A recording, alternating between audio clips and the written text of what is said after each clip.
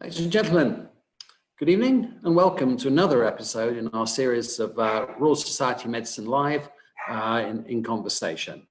And as is inevitable, as soon as we go live, a dog starts barking. That seems to be part of the course these days. Anyway, putting that to one side, I'm very delighted to welcome Jane Corbin, who's our guest today. She'll be very well known to nearly all of you who watch television, Panorama, documentaries and so on. She's a highly successful journalist and documentary maker, produced over 100 programs for Panorama since joining them in 1988, 3 times winner of Television Society Awards, an Emmy Award nominee, written several books, etc., etc. So Jane, welcome to the program, call it a program, and delighted to see you. Thanks, Simon. I'm glad to be here. It's always a relief when your picture actually appears, and I realise that technology once again has done its wonders. Okay, good. So that's the worst bit over actually for me. So let's have a little bit of background before we get going onto the big issues of the day. I was reading about you and noticed that whilst you were making a program on Israel and the Balfour Declaration, you've got some pretty distinguished relatives, and in particular, I came across the name of Leo Amery. Apparently, yes, my mother's maiden name was Amery, and the Amery family, a great political family going back several generations, and Leo Amery, who was the Commonwealth Secretary in the 1940s and a great friend of Churchill and everybody at the time, was the man who actually was the clerk to Balfour at the time of the Balfour Declaration and helped to draft that declaration, which was ironic in a way for me, and also very interesting because I've spent a lot of my life covering Israel and Palestine and all the issues that have stemmed from that conflict.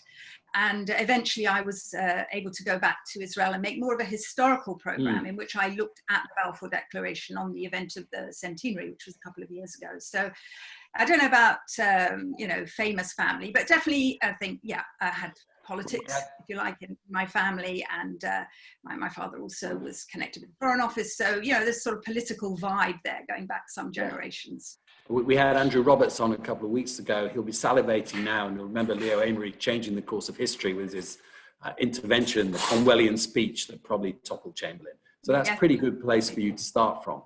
And you said, yes, you've had an unusual, your upbringing is, and everyone we talk to seems to have an unusual upbringing, but yours perhaps paved the way a little bit for what you would end up doing in your life? Yeah, my parents met in Africa. My father was a sort of early pioneer in aviation and building small airports and airstrips, and that's what he ended up doing for the government in Commonwealth countries. My mother was a nursing sister, literally in the middle of nowhere in Africa, and living in the bush, and they met and they married, and I was actually born in Britain, in England, because my mother had complications, but I flew straight back out to Africa when I was just a couple of days older. My sister was born in Africa, and I suppose I started life very much as a child of colonial parents, and they traveled all over the world, and I did as a small child. Then I went to boarding school, but I think I was used to traveling. I loved traveling. I was used to, I think we lived in something like 20 houses when I was a child, as well as me being at school and flying over and back all the time to be with them. So definitely travel was big in my world right from the word go. And so it has continued. It's not a tale of deprivation and, angst in English boarding schools, things like that, from what you were saying. No, I mean, lonely, not that happy, but I didn't get bullied or anything. And, I had a good education. I was incredibly lucky. And so no, sorry, not a tale of deprivation or woe. No hidden traumas. Yeah. Well, maybe you're the guy to winkle them out. I don't know, but not obviously, Simon, not obviously. I know. I'm not Anthony Clare. I wish I was, but I'm not. Okay, so let's then move on to the kind of, let's start a little bit with the subject of the day. This is a series that we do touch on matters COVID whenever we can. And one of the things that I usually ask, in fact, so far I've always asked guests, and it's particularly pertinent for you, it's very easy to use the language of war as we talk about COVID. Lots of people do. The Queen dropped clear allusions to the Second World War and Vera Lynn in her speeches. Donald Trump calls it a war, although he does that for everything. But you know about war. You've been there. It's been part of your life. Is this a war? Is it a reasonable way of talking about it or not? I'm very happy to talk about that. I ought to just say before we get much further that I'm here, obviously, I'm a Panorama reporter and I work for the BBC, but a lot of what I'm going to be saying tonight and talking about is a reflection of my own views, not the BBC's views. So is COVID a war? Well, it feels like it. And the film that I just made was called On the NHS Frontline. And when you go into hospitals, in this case, University Hospital Coventry, which was right in the hotspot of COVID, I was filming there on the 8th and 9th of April, which turned out to be the peak days. I was in ICU. It felt like a war. They talked about it, but it's hard to know whether that phraseology and that way of talking about it has come from the medical staff or whether they've just been used to hearing it from the media, from the politicians. And I would say, as a, if you like, a war correspondent who's worked over decades and covered many wars, it's not really a war in that sense. It's, wars are uncontrolled, wars are brutal, wars pit very, opponents that are not often matched. They're very asymmetric, particularly in the years that I've covered it. And what's happened with COVID isn't like that, actually. But, hey ho, if people want to refer to it as that way because they're in the middle of it and it feels like that to them, then who are we to say no? And actually I was talking to David Knott about this because he and I were doing something with the Intensive Care Society on being in the front line, an extraordinary man, a world-class surgeon who spent years helping people in Syria and operating. And we both said we felt uncomfortable with the terminology of war and using it for COVID. David has been in Syria in the worst of wars. I have observed wars in terrible, terrible conditions. And I think both of us felt a bit uncomfortable about that, using that kind of language. Now, so you were literally sent to Coventry then. And I came back. You came back. And whilst you were there, I mean, I think for people on the outside, it's very easy to think that even at this height of the crisis, that we would see battlefield scenes of chaos in our hospitals. Watching your film, that's not the impression that one gets at all. And what was the impression you came away with? And let's not do the NHS here. Let's be realistic. What was it you realistically saw? Well, I saw a hospital dealing with a huge number of COVID patients, but they were ready for it. And I think one of the advantages that the Midlands had was it saw what was happening in London in hospitals like the Royal Free, for example, which had, it's a centre of excellence in infectious diseases. And of course, many patients were coming there, and other hospitals, King's, Thomas's, they were dealing with large numbers of patients. So I think that this hospital I was in had several days in which to clear out non-urgent cases and to make room. But having said that, they were then, presented with huge numbers of COVID patients. And for them, the real problem, I think, was separating those who were known to be infectious, who had COVID, from those who were suspected of COVID, and trying to not increase the infectious load and the viral load within the hospital. And ICU very rapidly it wasn't overwhelmed. They never reached capacity because they kept turning over theatre areas, recovery areas to become ICU. So they had a good plan where every time one area filled up, one bay filled up, one ICU filled up, they brought another one on stream. And I do think that they had the benefit of watching what had happened in London and preparing for it. But, the staff were overwhelmed often physically and mentally. They saw a lot of death. I mean, I think there were, upwards of 10, 12 deaths a day during the peak in that hospital. And it was physically exhausting because as the people listening will know, proning patients is something that has been discovered to be beneficial to COVID patients in intensive care. But often, again, they're male, they're frequently obese. This is just one of the things that has come through in terms of statistics. So turning those patients a couple of times a day, when there are 30, 40 of them in intensive care, it requires a whole team, and they were having to draft in, hospital porters and, security staff were learning to wear the PPE and to do the proning. And, these are people who would never have hardly come into those wards, certainly not into intensive care. And they were suddenly, right in the thick of it. And I think it was difficult for them. And true, but one of the things I also liked about that, and we'll move on from COVID in a second, but was that you also, and I recommend people to watch it, you were highlighting the role that medical students were playing. Yes. Who were also brought in. And as far as I could see, were doing very well. Yeah. On day one, while we were there, the medical students had arrived, volunteered to go straight onto the wards. They had technically, done their exams, their finals, but hadn't actually graduated. And there they were, putting PPE on within half an hour of arriving there. And we were able to talk to them before they went on about their, reservations and fears. And they were afraid. They were particularly afraid about the issue of PPE. And then we caught up with them, after a couple of days and again after a week or so. And they all did really, really well. I mean, they said that they were protected from very difficult frontline duties. They were sort of given a bit of a soft landing by the staff on the wards and the nurses and the more experienced doctors. But they were all just overwhelmed with, I think, a feeling that they'd done a great job, and they did. Yeah, I think that's very important. We think a lot of doctors will actually look back on this with some professional satisfaction as to what they achieved in these difficult circumstances. Yeah, let's leave this country. We will never, ever, ever see probably a pandemic in our working lives. That, what an opportunity. That's the way they looked at it. Yes, true. Unfortunately, we may see a recurrence of this one, but let's see.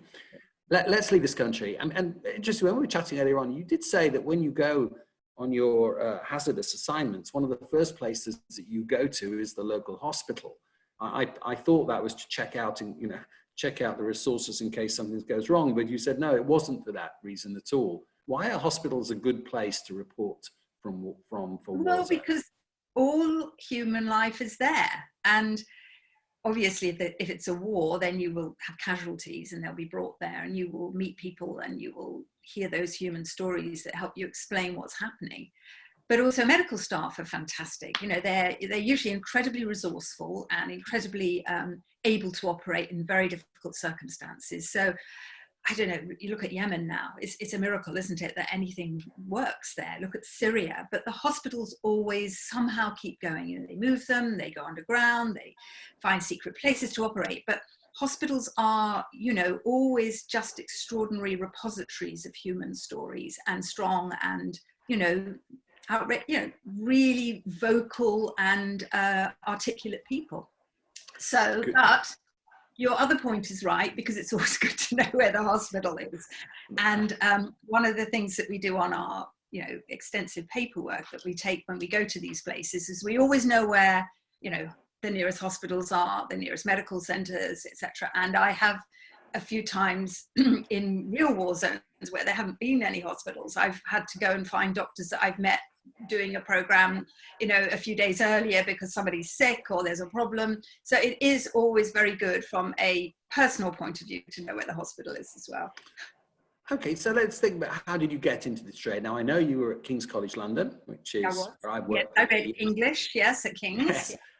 I get the impression that probably you moved from there fairly swiftly, because you went pretty quickly straight into, was it Granada? Or?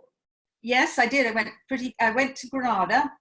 And working on, was it Coronation Street, like everyone else? Or? No, I actually wrote the questions for University Challenge. Oh. That was my first job as a researcher. And it was a great job because I used to go around the country to meet the students in the different universities, help them choosing their teams and putting their teams together. And then I would, we used to record 4 or 5 a day when we were in studio. In those days, it was Bamber Gascoigne, who was the host. And my general knowledge is quite good, even now, because of writing all those questions. I'm really keen on pub quizzes. I'm ashamed to say that I was probably in one of those teams. It was about the same time I made one appearance on the University Challenge, and clearly my general knowledge was not very good because we got this round. It's tough, though. It's a tough. Now blame you. Mm-hmm. Okay. But clearly writing questions for Bamber wasn't for you.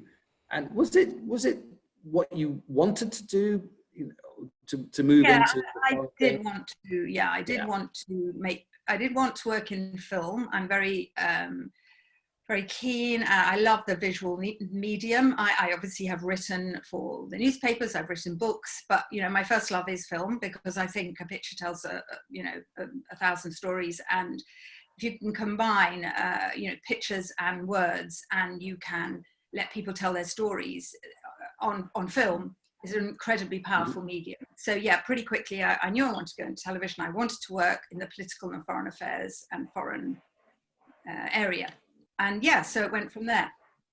And now you're not a news correspondent, are you? So you're not someone who flies in for 2 days to get the big story, leaves. No, I have done that. I've done plenty of that. I worked for Channel 4 News, which ITN made then and still does. So I have plenty of experience of doing news reports. And occasionally now, if I'm somewhere and there isn't a news correspondent, I will do news reports for news. Very happy to do that.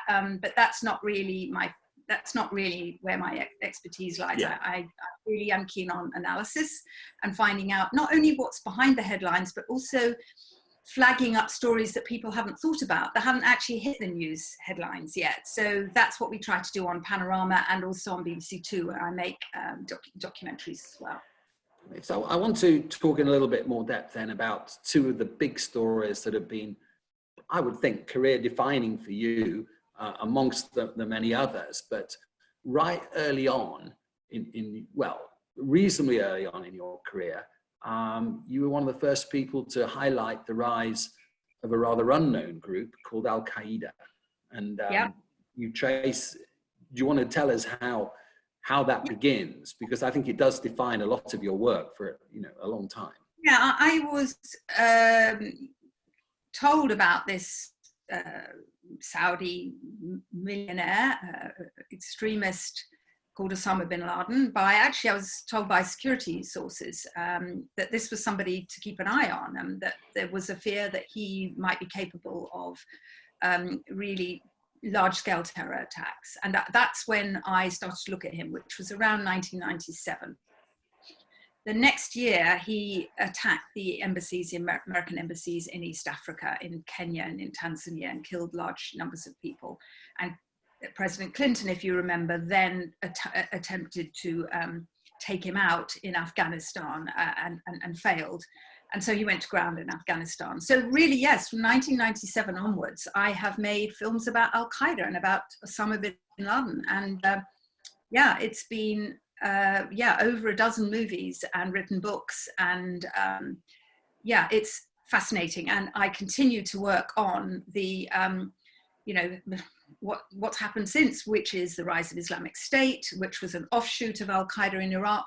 And actually, I've just made a film in Sri Lanka about the Easter bombings a year ago. This just went out at Easter, which is about Islamic State. And it still continues to be, the story of our time, really. And hard to understand, but I really feel passionately about attempting to explain why these groups came about, what they thought they were doing, and how we are vulnerable to them, but how they will always, if you like, metastasize, change, and there'll be a new version thereof. And at the moment, Islamic State is down, but probably not out, because everyone thought, after bin Laden was killed, or before bin Laden was killed, when he was forced to go to ground, everyone said that would be the end of Al-Qaeda, and it wasn't.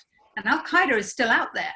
We don't hear so much about them, but they are still strong in areas like Syria, for example, in the north of Syria. So Al-Qaeda hasn't gone away, and Islamic State hasn't gone away. We haven't. Let's still go back almost to the beginning, because your first film, Death in America, '98. I must admit, death does figure quite a lot in your film titles. But you'd already explored links to his early, even before the bombs in Mombasa and was it Dar es Salaam? Yeah. Was the World Trade Center attack in 1993? Yes. Rather. Yes. I'm not quite sure if the word's ironic or prophetic or what, but you had already covered the World Trade Center. I had. That was in 1993 when Ramzi Youssef attempted to blow up the World Trade Center. And one of the key masterminds behind that attack was someone called Khalid Sheikh Mohammed, who actually escaped and turned out to be effectively the mastermind behind 9/11. And back then I had been in the Philippines in the earlier attempt on the World Trade Center, and I had actually discovered secret documents, or the Philippine government had discovered documents where Al-Qaeda in its very early incarnation was making plans to fly planes into iconic landmarks. And I had reported on that at the time. And of course, this then happened on 9/11. It had changed and it was a different plot, but obviously those ideas for a big spectacular, in Al-Qaeda's terms, had been there for many years, and that's what they achieved on 9/11. And ever since, they have sought to replicate it. Attacks on a gas plant in Algeria, which I reported on in Aminas, which was a spectacular attempting to blow up this huge gas plant in the desert. The one I've just reported on in Sri Lanka, 8 simultaneous attacks, Islamic State, but it's again inheriting this idea of the great spectacular, and of course many more Al-Qaeda plots to bring down planes, most of which thankfully were foiled. But by one of those strange things, it's now the third time I've asked someone, what were you doing? Well, you were in Panorama offices on 9/11. Yeah, I was in Panorama office, and the reports came through that, a plane had crashed into a tower. And I was literally watching on my screen the second World Trade Center tower. And if you remember, the second plane then almost went through it in that extraordinary piece of iconic film footage, very distressing. We try not to show it again. And I looked at it and I thought, this is not coincidence. This has to be Al-Qaeda. Because I had literally been attempting to say, this guy we need to take him really seriously. And because I knew of this report that had been unearthed in the Philippines of their plans to do such a thing, I thought, that's Al-Qaeda, that's bin Laden. And indeed, your coverage was widely praised, not least because you were able to immediately switch to news footage from 93 and the other bombs and make those links. So you do seem to have the gift of prophecy, I must say. You also have a curse. We'll come on to your curse in a minute. But your gift of prophecy was you were very, very, it was a great interview you did with one of our brigadiers who was trying to find bin Laden in a place where he wasn't, fairly soon afterwards in Afghanistan. But quite early on, you were pretty clear that that's where he wasn't, nor was he in the tribal regions. And you weren't far off in where you said he was. What gave you that intuition when the whole of the American, British and world armies were not of that view? Because I think he was never going to be anywhere obvious. And he had gone over the border into Pakistan. I knew that from the follow-up film I made in Afghanistan, The Hunt for bin Laden. Can I just stop you 1 second?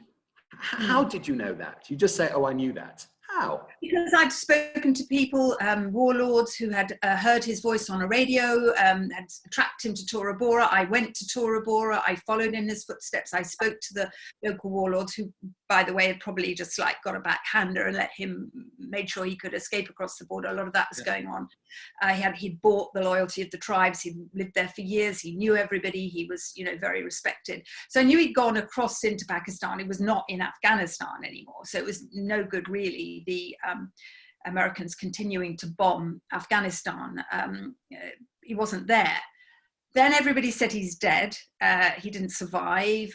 He has a kidney disease. He's not been able to get dialysis. And I thought, he's still alive, and his network is so strong and the loyalty is such that he will have been put somewhere safe in Pakistan. There was no way he could leave Pakistan. There were reports that he'd gone to Iran. I never believed that.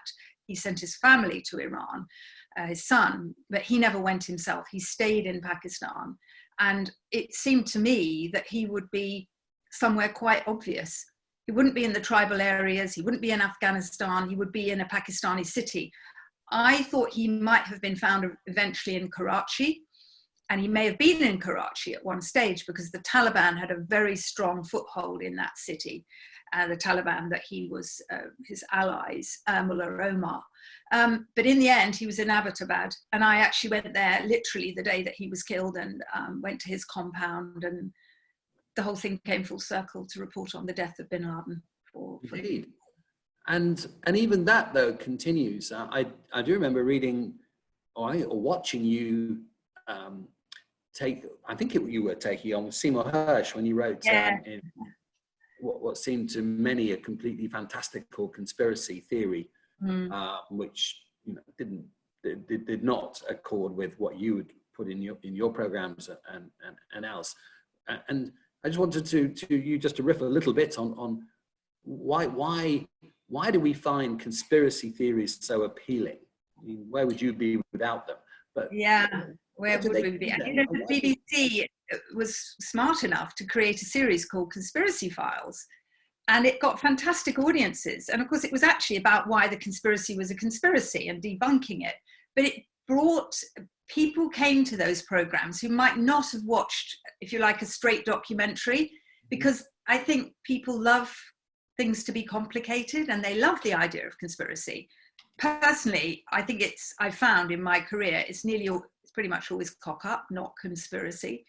And, but the Conspiracy Files were very, very successful. And I made this program as part of this series on the so-called bin Laden conspiracy, that it was actually Pakistan who I didn't catch that. Can you try again? Oh, sorry, I'm trying to turn this off. So anyway, conspiracy, people love it. But as I say, I've never actually reported on a conspiracy yet and found it to be true. Yet. And I think with David Baddiel said conspiracy theories make to make stupid people think they're intellectuals, which I quite liked, actually. Someone's just there's something about people that they don't, this kind of sense of they don't necessarily want to listen to authority always. There's a sort of sense of pushing back against authority. So if you're told that this is the official record and this is the official way of, this is what the official record is, there was this sort of tendency, well, what about, or what if? People are fascinated by it. They are. Now, someone's asked a question that's so technical. I'm going to be very impressed if you know this one, but I'm just going to try you anyway. So what do you think as regards to, I've got the sun in my eyes as well, Al-Qaeda bin Laden is an ideological successor to Abdullah Azzam, the Palestinian who mobilized support to the fight against the Soviets in Afghanistan?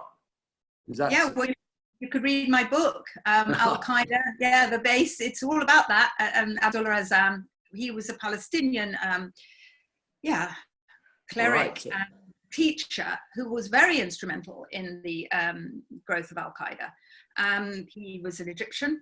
That's Said Qutb. There are two, Said Qutb and Abdullah Azzam. And Abdullah Azzam was revered by Osama bin Laden and was very important indeed in those early days in the formation of Al-Qaeda. And I actually think it was Azzam who coined the phrase "the base," because originally Al-Qaeda means the base. And originally, Al-Qaeda was essentially a list of potential recruits, the base. And this was literally a list of people who might be, supporters and followers. And Azzam was very important in those initial days and putting that whole thing together. Okay. We clearly have a very informed audience for you. That's great. Read your book. Yeah. So that does take us actually onto the other theme. And the two are obviously linked, but the theme of the Middle East and Iraq, again, a major theme to which you've returned to on countless occasions. I haven't bothered to count them, but it's at least 10, I think, over your career. But it starts in an unusual way, I think. I mean, when we think now about 2003 and the invasion of Iraq, we think about the fantasy, weapons of mass destruction, etc. But you were doing programs on things that were definitely not a fantasy, in which you helped to bring to light well before that.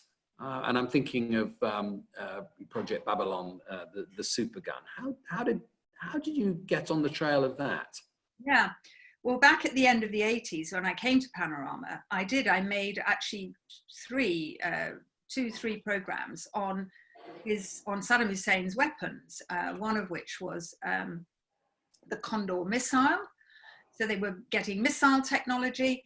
And I also made a film about the supergun, and I also covered his nuclear ambitions. If you remember, the Israelis bombed a nuclear reactor where the Iraqis were definitely trying to produce enriched uranium. It was actually plutonium, but there was a sense that enrichment was going on for potentially for a nuclear device. So that was back in the late 80s, and it led, then of course, Saddam invaded Kuwait and overreached himself, and the UN inspectors went in and these things were discovered. And that was the first Gulf War, 1990, 1991, and I reported on that. So Project Babylon, the supergun, is one of the things you just referred to, was this almost kind of space age gun made, it was massive, the barrels were, huge. And unfortunately, it had largely been made by British manufacturers, which was a bit embarrassing when we then our soldiers were facing Saddam and his supergun. And that was all part of the inquiry that was of arms to Iraq that came about then. And I suppose the supergun film was very instrumental in all of that coming out. And in that inquiry and what happened to Saddam, and largely his weapons were dismantled. But then fast forward another however many years to 2003, and I found myself back in Iraq in a very different set of circumstances with the Iraq War. Indeed, those first weapons were very real, and also it's all still rather murky, isn't it? I mean, there've been sinister, maybe conspiracy theories, but the guy himself, I can't remember his name now, ended up being shot in Brussels, didn't he? Gerald Bull, he was the inventor, the Canadian inventor of the supergun. Yeah, it was always suspected that the Mossad, the Israeli intelligence service, had killed him because he had been obviously helping Iraq to produce this extraordinary supergun that would fire projectiles into space. And of course, they could be tipped with nuclear or chemical weapons, and Israel would of course be in the firing line. So it was always assumed that it was Mossad who killed Gerald Bull. Lots of people disappearing mysteriously. And another journalist who worked on it came to a sticky end as well.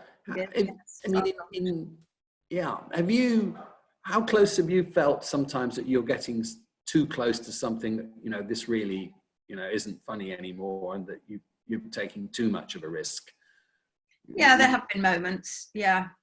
There have been moments where, you want to look under your car and stuff like that. But, there have been moments on a variety of stories. Anyone you want to highlight at the moment, or? Most of the time, I think that the world has become a more dangerous place for journalists in recent years because of what's happened with Islamic State and Al-Qaeda, who kind of the norms didn't apply anymore, that journalists were no longer seen as neutral. They were seen to be part of the West's enterprise. And, terrible things have happened to journalists and continue to happen to journalists. And in fact, it goes back even before that. I really noticed it happening in the war in Yugoslavia, where we journalists covering that war, and then again in Kosovo, felt that we were targets. And that's when it all really began, in the mid-1990s, I would say. And it's not easy, and a lot of journalists lose their lives every year in the course of doing their jobs. And you have had some close shaves, though, haven't you, Jane? You reported on one. So many stories that I've covered involve people being killed, and I prefer to focus on those. But yeah, there have been a few incidents where, I've been uncomfortably close to bombs and, being, grabbed hold of, abducted. Crowds are always, Tahrir Square was pretty bad. Which one? Sorry? Tahrir Square, where the Egyptian Arabs, big crowds are can be really, really dangerous and totally uncontrollable, and you just don't know what's going to happen to you in a crowd. Like checkpoints can also be quite dangerous. And yes, I have been with the British Army when alongside soldiers who have lost their lives in roadside bombs, and our vehicle's been okay and theirs hasn't, and that is really very sobering. Indeed.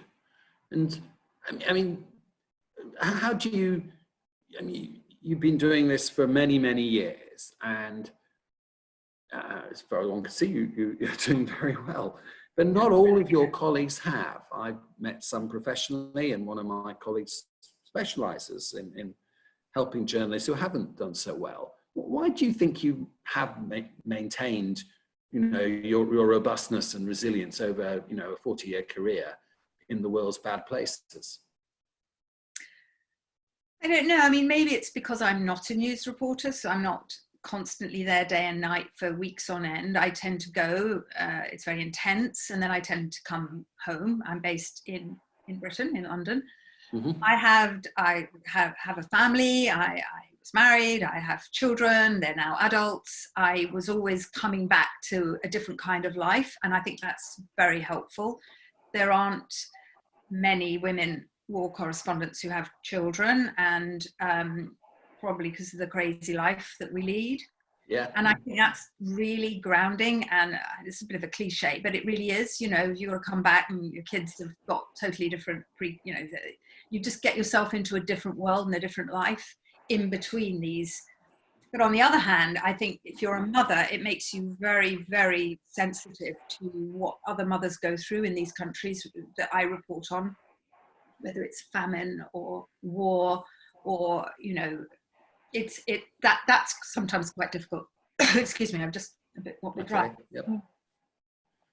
So your question, I don't really know, but it must be partly personality. It must be having, if you like, a hinterland, something normal to go back to. And the other good thing about our job, which I think is different for newspaper or journalists or online journalists or photographers, is we work in a team. And you will know from having, perhaps worked with the military, with PTSD and journalists, that one of the big things that helps is to talk it through with people who've been through the same experience, and to work as a team. And, whether I've just seen this situation in a hospital in Coventry, teamwork is incredibly important, and being in a team and being able to talk about it and download and debrief and, be able to speak about it with people who've been through the experience. What you don't want to do is go home and terrify all your relatives and your family with, oh my God, a bullet went through my hair. And, you do not want to do that because it worries everybody and it's not going to help. But to do it with the people that have been through it with you is incredibly helpful and, de-stressing. Well, you just described 10 years of our research in a few minutes. And so maybe you're quite right. Brilliant. I've always been lucky enough to work in a team and work with great people and, have just really dedicated people, and not just my team that comes with me, but the team, we work with fantastic people in all these countries who live there and who don't go home like us, and who have to often live with the fallout of what we have uncovered in their countries. And we have a duty of care towards them, and we take that very, very seriously. And they are just so important in our teams and making sure that we're safe and helping us. And, again, part of this sense of camaraderie, if you like. Okay, so let's go back to where we just left you. We left you about to go in with, I think it was the Desert Rats in 2003. With Graham Binns. Yeah, that's right. 4th Brigade. Yes, it was right, Graham Binns, General Binns. Yes. Yeah. Yes. So looking for these, you're on your way to look for these weapons of mass destruction that you've been looking for before with the UN commissioners and not finding. So how was that then? So you're there now. You're in. How did that go? Yeah. Well, they didn't find them. But to be absolutely, were you surprised? I wasn't surprised. I was absolutely sure there was no nuclear weaponry materials, although the Americans insisted. Condoleezza Rice, if you remember, famously talked about a mushroom cloud. Yeah. I knew that wasn't true. I was less sure about chemical and biological weapons. I knew David Kelly, who sadly died, and I was one of the last people to speak to him. And in fact, I was going to be filming with him in Iraq with the weapons group. I was meeting him to film with him, and he didn't make it. He died. He committed suicide, it's believed. Indeed. So even David Kelly was not convinced that they didn't have them. I mean, I think that the biological and chemical, because particularly biological, very easy to hide a small flask of botulinum or anthrax. It doesn't need a great big, infrastructure.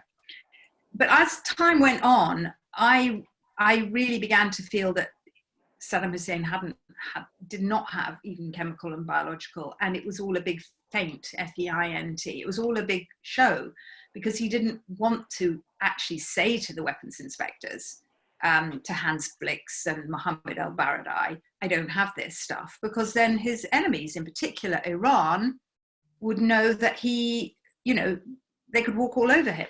So he was attempting to, keep his powder dry, if you like. But of course, so in the end, I was not surprised that they didn't find anything. I mean, watching your film on the web with the weapons inspectors, I mean, if he didn't have them, he was making a very good job of pretending that he did. But I don't think is it possible that he never thought that we would actually believe that we didn't? Yeah, we wouldn't potentially. I remember being there. The first film I made was called Searching for Saddam's Weapons. That was before the 2003 invasion. And then when I went back afterwards, the second film was called Still Searching for Saddam's Weapons. So it was a riff on the what was actually going on. But I remember just before the war, literally, people were leaving Iraq and we had to get out. We knew that the bombing was about to start. Saddam's scientists were producing, vehicles full of documents. They were shoving them to the inspectors saying, here's all the records of all our nuclear, chemical, biological, it was tons and tons of paper. Saddam was kind of, giving them everything in an attempt to slow the whole thing down. But, there was a clock ticking and the Americans were going to go to war. And I can remember Hans Blix saying to me in Iraq, just before the war started, I really don't know. I don't know if they have them or not. I think they probably don't, but I can't put my hand on my heart and say that they don't have them. So the Americans went to war and the British went to war with them. Indeed, and you went there many times. I remember leaving Baghdad literally the night before the bombing and actually calling on Tariq Aziz on my way out of Baghdad. He was the foreign minister, an extraordinary character. And we were just the two of us and the cameraman in this massive palace. All the lights were off and it was literally like, will the last person turn off the lights? And we went out with the tape and we got in the car and we drove to the border and went over into Jordan, and then the bombing started. I once used Saddam Hussein's toilet in Basra Airport. Somebody said it looked like it was designed by Victoria Beckham, someone had said. Anyway, I know. Anyway, so, and then you spend a lot of time in Iraq over the next years, but to sum it up, because you summed it up in 2015, I think, when you did another very personal account, the kind of final verdict, before the launch of Chilcot. You must have had to wait ages before you could actually show it, I assume, waiting for Chilcot. What was your final verdict? Well, the final verdict was that there were no weapons of mass destruction, obviously, and that, a disastrous war had been launched that it cost the lives of many British and many American service people, but it cost so many Iraqi lives. I mean, and also it destabilized the country. It led to, effectively, Al-Qaeda in Iraq getting a foothold. It led to a terrible bloodbath between Sunni and Shia. which is still being played out to this day through, you know, what Islamic State is doing and the continuing mayhem and carnage in Iraq. So I think history will judge what we did, or what, you know, the Western coalition did in Iraq, quite harshly. That's my own view. Yeah, it was very emotional. I took the parents of a soldier who had been killed back. They wanted to see the place where he died, and it was a very emotional. You did. They were extraordinary. They are extraordinary people. They are extraordinary. It was Matthew Bacon's parents, wasn't it? Yeah. Yeah, yeah. And who certainly who felt he'd given his life in vain. It was, it's tragic. Yeah. Okay, so we'll make one. Sorry, do go on. Do go on. No, go for it. Yeah, go for it. Okay. So I want to still move right up to the present, and then we'll end up with one little thing more from that. But again, you know, you are a Middle East expert, etc. And another, I think, one of your most fascinating films, and this is where your Curse of Corbin comes in, is on Qasem Soleimani, which you did very recently. Yes, a year this ago. was now less than a year a year. It was exactly a year ago. And so, yes, well, this is another person, different, of course, a general of a country, recognized, of course, as a democratic country, Iran, but a really incredible guy, part spy master, part part villain, part hero, Qasem Soleimani. Extraordinary story. Made his name in the Iran-Iraq War, rose up through the ranks to run the Quds Force, the intelligence arm of the Revolutionary Guard that obviously guards the legacy of the Iranian Revolution. And I made this film about him, and everybody said, why are you making a film about him? Although obviously for those of us who cover the Middle East, we knew, very well-known character. And a lot of people talk very openly in the film. He had a big role to play actually in Iraq during the war, and what had happened, and the attacks in particular on British troops, which had been masterminded actually by Iran using the Shia militias. So I made this film about him and how he was essentially like sitting at the center of the spider's web and pulling the strings from Lebanon to Syria to Iraq. You know, he is a man with fingers in many pies and a very charismatic character. Anyway, I predicted that he was effectively the big enemy of America and the West, and that he would attempt to bring, perhaps, to promulgate a war, which may have been partly in his own and Iran's self-interest, when sanctions in particular tightened after the whole nuclear issue was aired in Trump and the Iranian government. And then, the film went out, and 9 months later, I was sitting actually on a plane, and I looked at my phone and saw that he had been hit in a US airstrike at Baghdad airport and had been killed. So the Americans did it. Yeah, they did. They actually went for him, which I had sort of predicted in the film would happen. I think this is the Curse of Corbin then. Yeah. And but in the film, there were plenty of people watching him. I was very last in a very long line. Yeah. The Israelis, of course, were also watching him because he was very active on the border with his Syrian proxies. He was a man who used proxy armies, Hezbollah and others, to attack Western interests.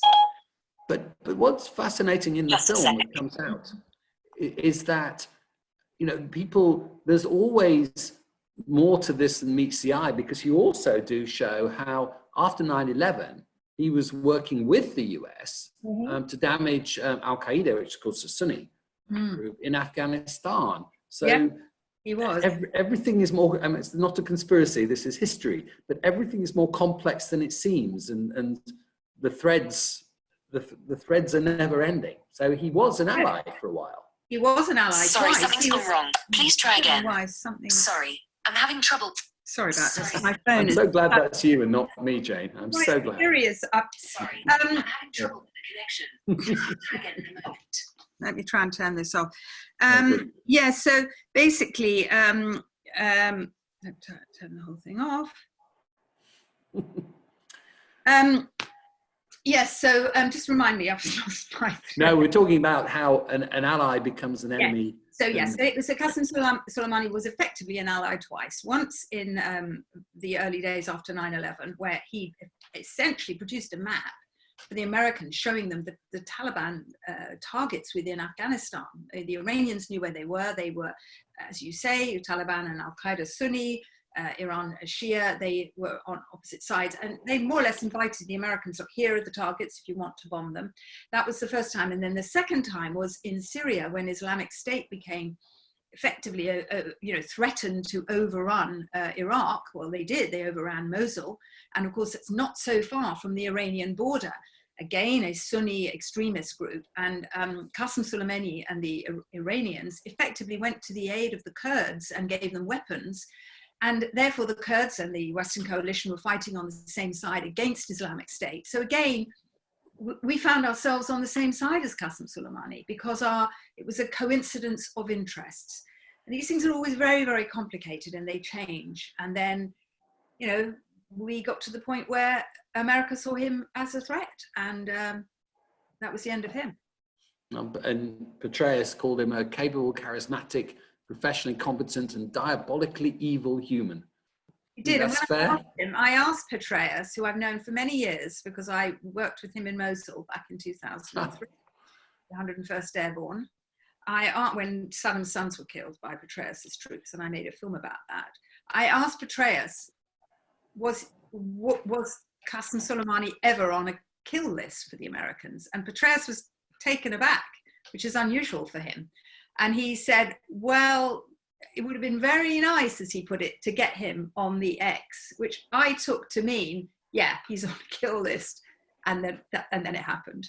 I mean, Petraeus is long out of government. Of course, he's not in day-to-day charge anymore, but somebody somewhere was, and that was the end of Qasem Soleimani. And it has, devastated people in Iran. It's, the jury is still out as to whether that was a wise move or not in the Americans' terms, because Iran is a great power, and you do such things at your peril, not just the peril for America, but for all of us in the region. Iran, the General Soleimani is a general of a state. It's not like killing bin Laden, who is a terrorist, so-called. Yeah, and this is a very, very different thing that the Americans did. I agree. And then, of course, Petraeus was brought down by one of our fellow King's students, Paula Woods. I've forgotten her name now. No. That was one of our King's students, doing her PhD with us. Anyway, so let's then start to come towards the end. And I guess I want to go back to Iraq and final verdict, because one person we haven't mentioned, but you start off your program, Final Verdict, with a rather bombastic quote from Tony Blair. And you also end with a quote from Hans Blix, who's clearly a friend of yours, who looks, I must say, very spruce. I work out he's 92. He's amazing, yes. Yeah, he seems to be in a fine shape. But he said, he's talking about Blair, and then in this quote, this is the quote that you're using from him, and he says, Blair thought it was an evil regime, and it was a moral decision that we should get rid of it. And he doesn't say it wasn't an evil thought, but it was a presumptuous thought. But I just wondered what you felt about that, because there's a certain parallel between you and Blair. You're not dissimilar in age, and you've seen and experienced and written about, I think, all the things that have been pivotal in Blair's own thinking and life. You reported on Cambodia, on the killing fields. You even reported on Nazis and the Holocaust at one point. Obviously Srebrenica, obviously 9/11, often Kosovo, on all of these things that Blair drew on, as he took that decision. Do you think there is a parallel, and that it had an impact? I'm not saying you had an impact, but the events that you've described so well finally shaped Blair's own moral compass and a desire to do something when he could, which turned out to be tragically wrong. Well, I think it was Tony Blair's government that introduced the idea of a moral foreign policy, wasn't it, under Robin Cook? Yes, it was. And there were speeches made by Blair in terms of, the morality of intervention. And we saw this actually in the war in Yugoslavia. Obviously the Conservatives, it was government at the time, very, very much criticised for not doing anything for a long time, and Bill Clinton the same. Mm-hmm. And I think that did shape Labour's thinking. And then when it came to Kosovo, Blair was the governor. It was in government then. And I think that there was definitely a sense of a moral sense. I think to this day, it's very confusing still as to what motivated Tony Blair. I've spoken, and I did in that report, to many people, including the then ambassador in Washington, who very close to these decisions. Yeah, exactly, Christopher Mayer, who always felt that there was a sort of sense that Blair thought this was the right thing to do, and also a sense that he was going to do what George W. felt was the right thing to do. And the idea of the special relationship was very, very important. I think you'd have to ask Tony Blair about, whether it was a moral decision. And Blix's view is Blix's view, not mine, that it was a presumptuous thing to do. And I think that's how Hans Blix saw it. But Blix always said, and he reminded me in that film, I never said they didn't have the weapons because I never knew for sure. So all of these things must weigh in the balance. It's very easy with hindsight to say this was right and this was wrong. But there were so many uncertainties with that 2000. Do you think you will ever interview Tony Blair? I'm sure I've interviewed him along the way. I tend to, I've interviewed. About that, yes. I don't know. I think Blair has written his book, and I think he said what he wants to say about that. And he's still a very strong figure in his foundation. He's an important person globally. But I'm not sure. I think I'm sort of probably we've all moved on. Indeed. So let's end on a slightly happier note in praise of journalists. And Rupert Johnson, that's a very good military name, that. Rupert Johnson asked, actually, which journalists do you most admire? We admire you, but which ones do you most admire? Well, I used to really, James Cameron, Walter Cronkite, some of the greats I really admire. Charles Wheeler, when I was a young journalist, Charles Wheeler was he was a Panorama reporter. He was, yeah. And he was just so authoritative. And when people say that, and listen, at the end of the day, it's the BBC. I mean, we all do the job that we do, and I'm lucky enough to do the job that I do because of the authority of the BBC. And one of the great things, the only great things about this terrible crisis that we're in, is that people are turning to the BBC in even greater numbers, because in this era of fake news, trusted sources, trusted authorities are, on the up. And that's one of the really positive things that I think I've seen. So, yeah, there are some examples of, great journalists. Lee Miller, also, that's a long time ago. Martha Gellhorn, they're all the greats. He's having a revival, isn't he? I don't want to pick any contemporaries, because then I'd leave somebody out, and I'm always quite, balanced in these matters. And you said to me that you said you still get a buzz from this. It's adrenaline. You said you're addicted to this. How long do you think that addiction will last? Or when do you think we might have seen? I don't think it's going to go away, this addiction, and it just isn't. So, okay. Not yet. So there'll be more to come. Oh, I don't know. I mean, how long do any of us last in these jobs? And you pointed out very kindly that I've been there a long time. So maybe. Yep.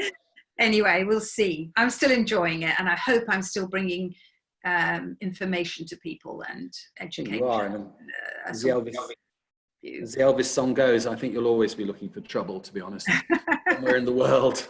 Okay. Oh, Jane, don't go, but I need to quickly wrap up before I sign off, and just to tell everyone that thanks very much for watching this webinar, and we invite you, if you could, to support the Royal Society of Medicine in these unprecedented times and the work that we do for and with and behalf of doctors. So if you'd like to make a donation to us, you'd be very welcome to, and you can do that directly online or by just ticking on support us as you see.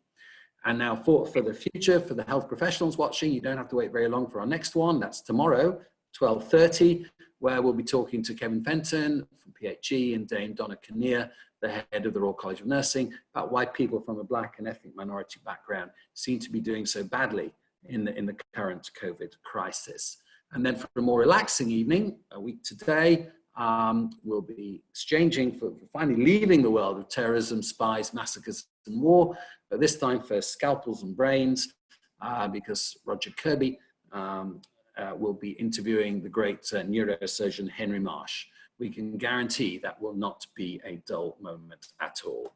So Jane, thank you for spending an hour with us. It's been absolutely fascinating. Once again, the questions flooding through show just the breadth of what you do and the skill in which we do it. And we'll be seeing you on our screens very shortly, of course. And can I just say thank you very much for doing this. I hope you enjoyed it. I did. Thank you, Simon. And thank you to everybody for your questions.